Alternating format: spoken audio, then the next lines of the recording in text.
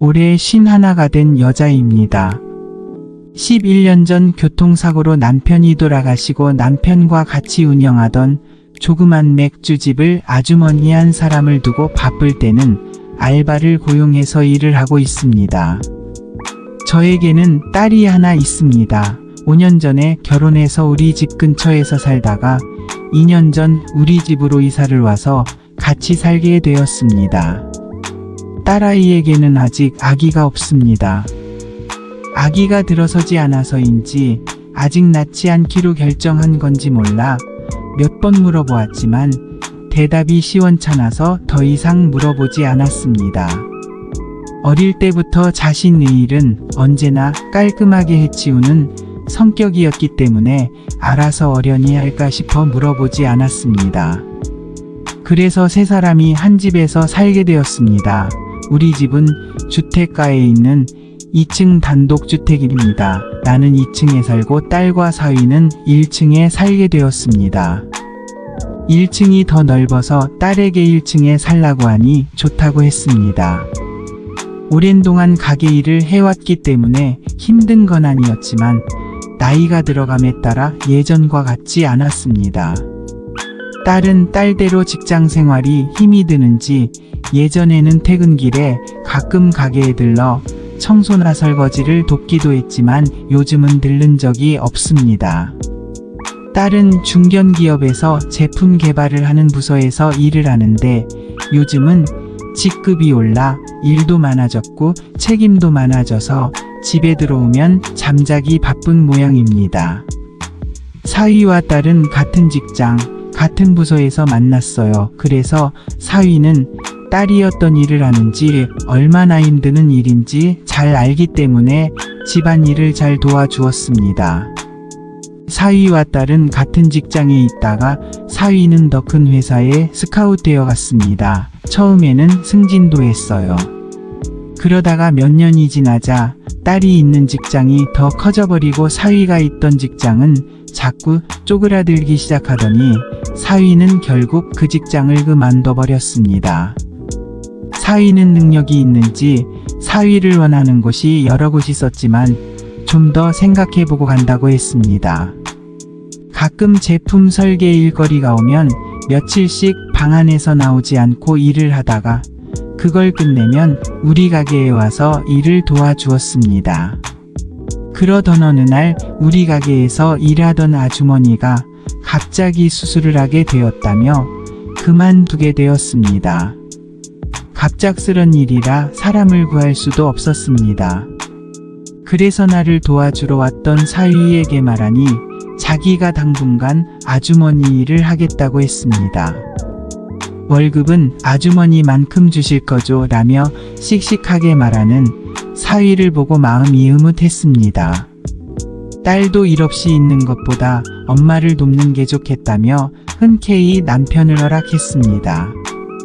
딸은 자기 남편이 여자들보다 꼼꼼하고 싹싹하게 일 잘한다고 추켜 세웠습니다.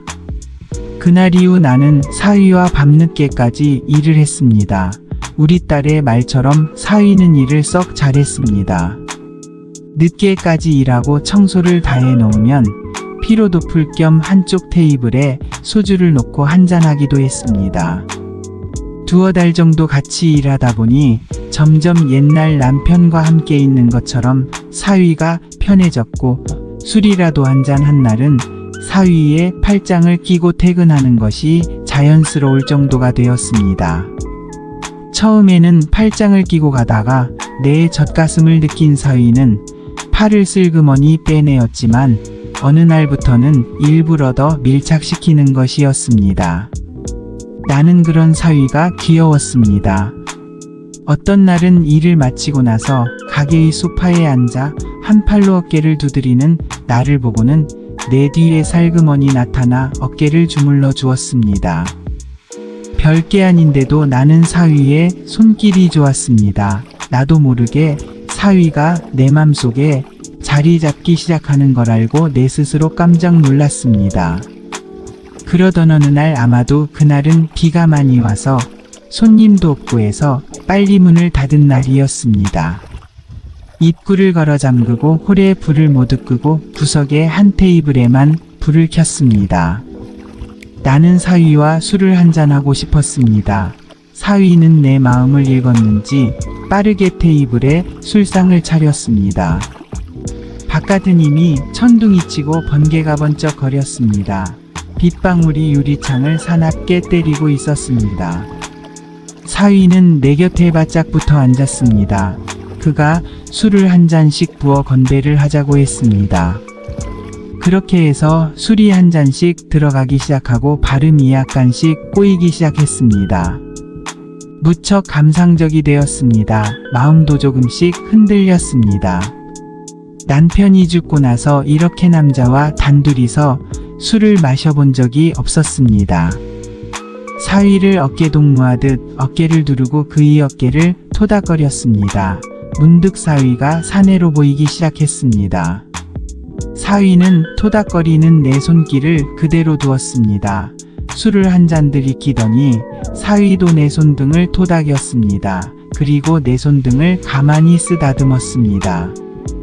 남편이 죽은 후 10년도 더 지났는데 사위이긴 하지만 남자와 손을 잡고 남자의 크다란 손이 내 손을 쓰다듬고 있으니 가슴이 두근거렸습니다.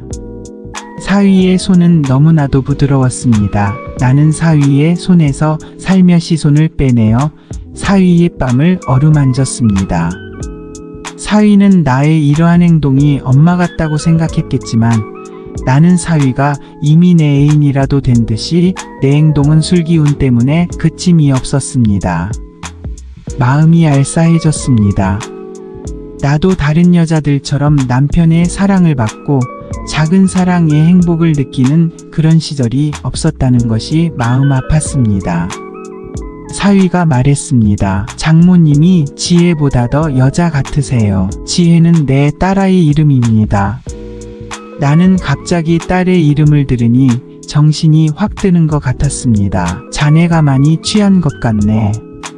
나도 많이 취했고 치우는 건 내일하고 이제 일어나세. 그러자 사위가 돌아보며 말했습니다. 장모님만이 사랑합니다. 일어나는 날을 두 팔을 크게 벌리고 꽉 감싸 안았습니다. 내 어깨에 남자의 두 팔이 덮이는 느낌이 너무 좋았습니다. 잊고 있던 옛 시절이 되돌아온 기분이랄까 어쨌든 좋은 느낌 때문에 그대로 가만히 있었습니다. 갑자기 사위의 얼굴이 덮쳐왔습니다. 몸을 약간 틀기는 했지만 그런 몸짓은 거부의 표시가 아니라고 사위는 생각했을 것입니다. 이미 머릿속의 이성과 몸이 다르게 움직였습니다. 어딘지 모르게 숨겨져 있던 나의 욕망이 강하게 되살아났습니다. 욕망이 이성을 지배하게 되자 신음소리가 나도 모르게 새어나왔습니다. 나는 차츰 그를 받아들이고 있었습니다. 따뜻한 입술에 감촉이 너무나 황홀했습니다. 10년 이상 혼자이던 쉰을 넘긴 여자가 이렇게 젊은 남자와 부둥켜 안는다면 누군들 정신을 차릴 수 있을까요? 누군들 거부할 수 있을까요? 우리는 한참을 그렇게 있었습니다. 행복했지만 불편했습니다. 불편했지만 행복했고요. 사위는 나를 부둥켜 안으면서 장모님 내 연인이 되어주세요 라고 속삭였습니다. 나는 내 의지와 관계없이 술기운과 순간어 분위기 때문에 고개를 약간 끄덕였지만 그가 내 의사를 알아들었는지는 알 수가 없었습니다. 시간이 얼마나 지났는지 알 수가 없었습니다. 그 시간이 영원히 지나가지 않았으면 하고 기도하고 있었습니다. 그러다 정신을 차려야 하겠다는 생각이 퍼떡 들었습니다. 힘들게 사위를 떼어내며 말했습니다. 이 일은 무덤까지 비밀이다. 그렇게 하지 않으면 우린 다 죽어 알지. 알겠다고 사위가 대답했습니다. 그리고 오늘은 그만 가자고 말했습니다. 사위는 아쉬운 듯 잡고 있던 내 손을 천천히 놓았습니다. 10년의 외로움이 윤리 따위는 다 부질없는 것으로 만들었습니다. 집으로 돌아오면서 어찌나 비바람이 세찬지 우산을 썼는데도 온몸이 흠뻑 젖어서 들어왔습니다. 우산을 던지듯 하면서 나는 내가 사는 2층으로 들어왔고 사위는 딸이 한참 자고 있을 1층으로 들어갔습니다. 문부터 잠궜습니다. 2층은 1층의 내부 통로와 같았기 때문에 평소에는 문을 잠그지 않았습니다. 내가 이렇게 흥분해 있는데 사위는 얼마나 흥분해 있을지 충분히 알 수 있었습니다. 나는 남자의 흥분이 여자보다 더 무모하다는 것을 알고 있습니다. 그래서 사위가 흥분을 못 이기고 들어올까봐 일부러 문부터 잠궜습니다.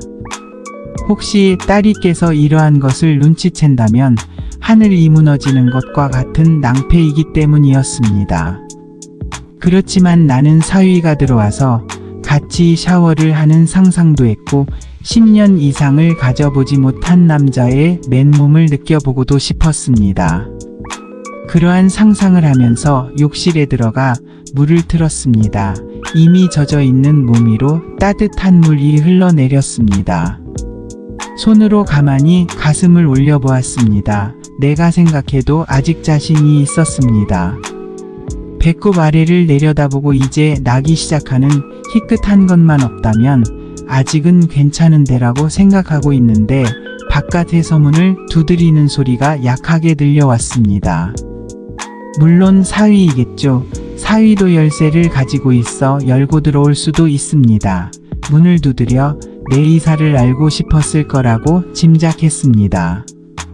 나는 못 들은 척 했습니다. 몇 번 더 두드리는 소리가 들렸고 곧 인기척이 없어졌습니다.